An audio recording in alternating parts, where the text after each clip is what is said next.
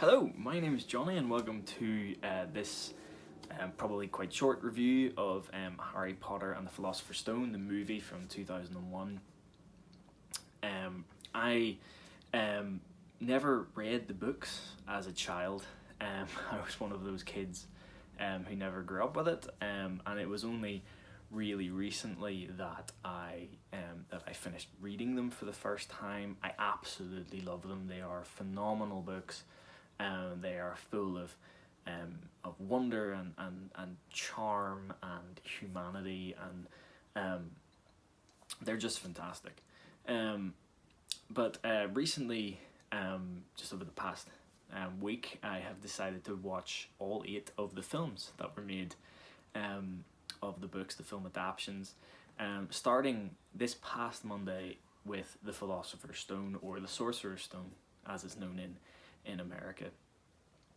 So to say, the film was made in 2001. It was directed by Chris Columbus, who's one of these sort of legendary directors in pop culture. He did Goonies, he did Gremlins, he did Young Sherlock Holmes, and my abiding impression of the film actually is that it's a very Chris Columbus film. It actually feels more like something out of the late 80s, early 90s than it is something out of the late 90s, early 2000s. It's very different from Lord of the Rings. It's very different from the Star Wars prequels, from Gladiator, any of those films that sort of, I guess, or The Matrix, that sort of define that era of sort of nerdy pop culture stuff. It's slightly more of a throwback, I feel.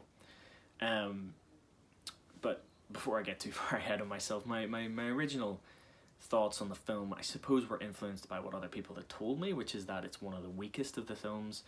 I haven't seen all 8, so I can't comment on that yet. But I went in expecting it to be a bit of a train wreck, honestly, from what people had told me. But I was genuinely surprised. That I actually enjoyed the film. It's not a terrible film. It doesn't offend my sensibilities. I have my issues with it. It's definitely not fantastic. But we'll talk about the things that I liked first. I think in general it's a fairly good adaptation of the story of the Philosopher's Stone. So it hits, I guess, the main story beats fairly well. There's actually a lot of direct quotation from the book, which actually really helps that. I thought Maggie Smith did a fantastic job as Professor McGonagall. I think she captured the essence of the character very well.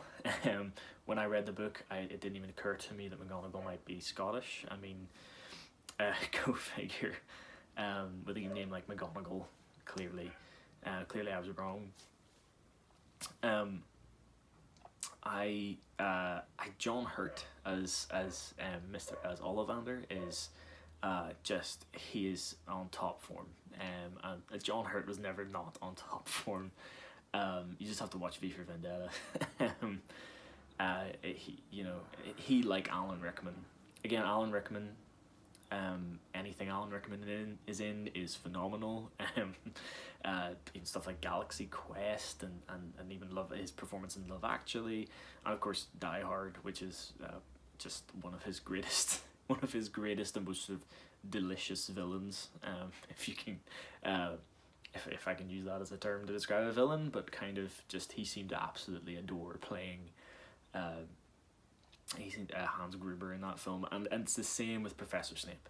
He is loving every second of portraying Snape, this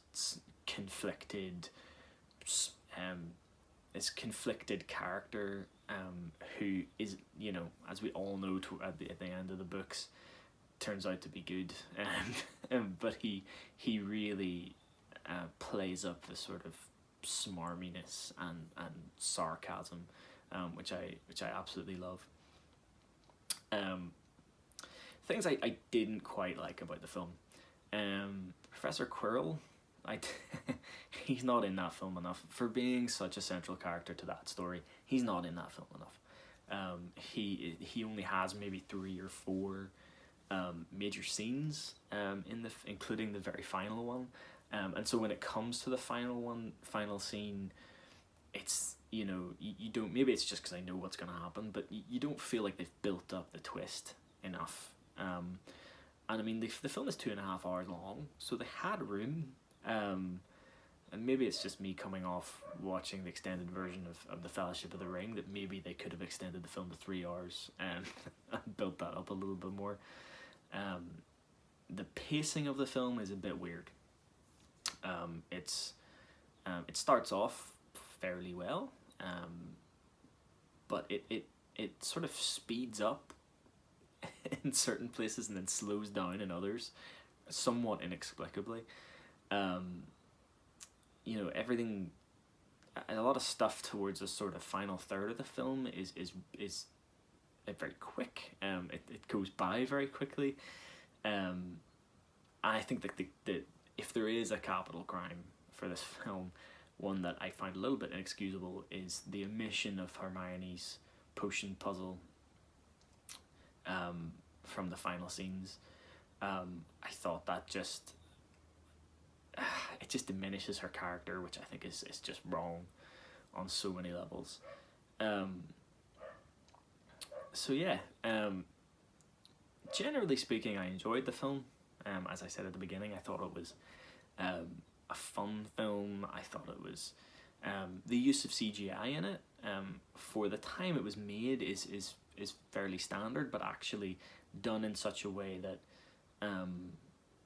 it isn't intrusively old to watch it now, if you know what I mean. A bit like when you watch The Matrix Reloaded, when they have that sort of CGI Neo flying about with all the Agent Smiths. It's so bad. But in the Philosopher's Stone, it was done with a lot more care. It was done in the way they used to do. They used to do things in the 80s to hide over problems with sets, which is that make it darker and add smoke, and then no one will notice. Which is, I mean, when you get Firenze in the Forbidden Forest, and that's exactly it. I mean, he's almost entirely, there's no light on him at all. It's all just kind of eerie blue light, and it does a good job of hiding that kind of old school CGI. There was one point of CGI in it that I just thought was really unnecessary, which is when Hagrid picks up the unicorn's blood. The unicorn's blood is clearly CGI, and I'm like, could you not have just got some like silver paint and mixed it with water? Like, I would have done the same job and it would have been way more convincing. It just seems like a really unnecessary use of CGI, which again is a characteristic of films of this era. With the exception of Lord of the Rings, at least the first couple of Lord of the Rings films, the third Lord of the Rings film over eggs the CGI a bit, but we're diverting course. So yeah, as a score, I would give this film out of 10, 6.5. I do 0.5s, so 6.5. 3 out of 5 stars if we're doing 5-star rating system. It's not offensive. It's not a train wreck, but it doesn't stick in the mind, and really make you feel like you've experienced a really super faithful adaptation of the book, and it has sins in it that are just sort of a little bit inexcusable. So yeah, if you've sat through this ramble, thank you, and I'll see you probably next Sunday when I have time to review The Chamber of Secrets, which I'll be watching tomorrow. Alright, bye.